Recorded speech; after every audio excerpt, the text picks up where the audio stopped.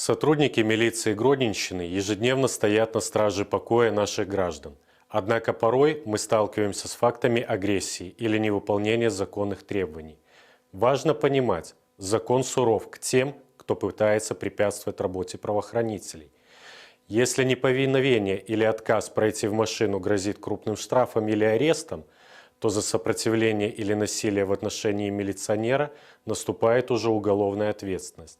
И здесь санкции гораздо серьезнее, вплоть до 7 лет лишения свободы. Отдельное внимание – интернету. Любое публичное оскорбление сотрудников сети также является преступлением. Мы призываем граждан к благоразумию. Помните, любые спорные моменты решаются только в рамках закона, а эмоции могут стоить вам свободы. Порядок в нашем регионе – это наша общая ответственность.